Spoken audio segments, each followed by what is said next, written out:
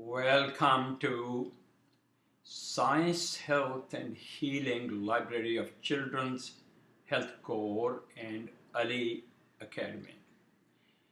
I'm Dr. Majid Ali. The subject of this article is Autism Cured in 1 in 4, Part 1.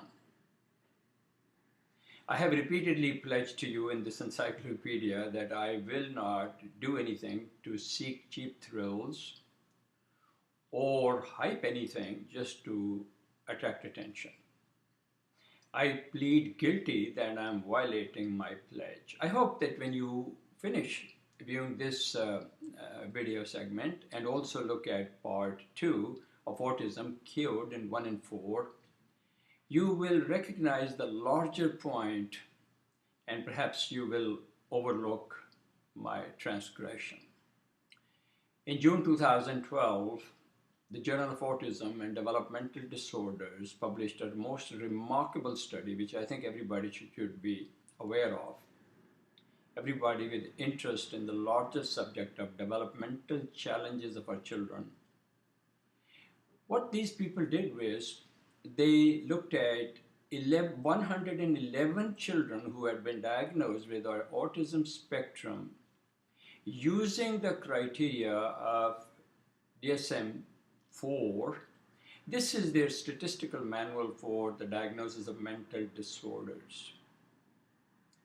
Now, these people, psychologists and some psychiatrists, have been busy for many years updating this into DSM V, and they're changing the criteria.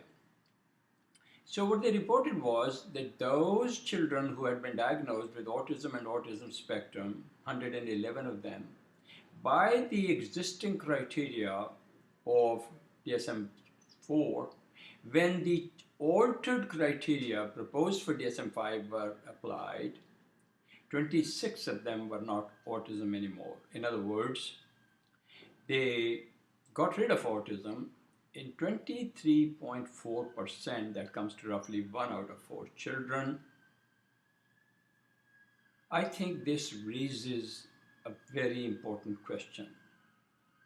For children who are diagnosed with autism spectrum or Asperger's, for their parents, for teachers, for public health policymakers, with one sleight of hand, what they're telling you is that we can either increase the risk incidence of autism or we can decrease it at will.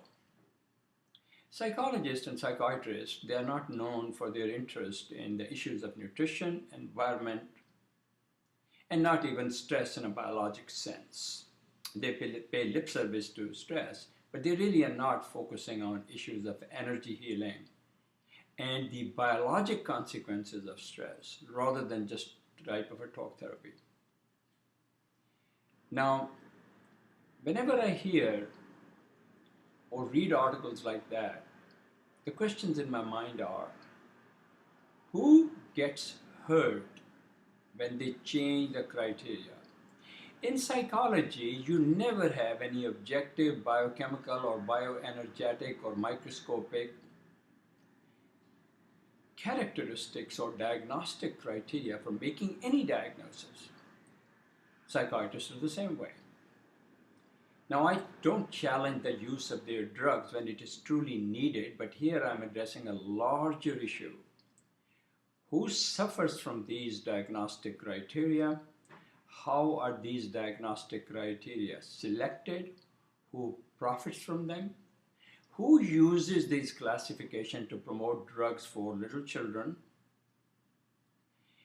And who rationalizes their unscientific methods by having this aura that this is a statistical manual, this is the Bible for the diagnosis of mental disorder? Those are the important questions. And to raise those questions, I chose this title, Autism Cured 1 in 4. Please come back to part 2. This is an important subject. Thank you for joining me. And I hope that I'll meet with you soon. Thank you.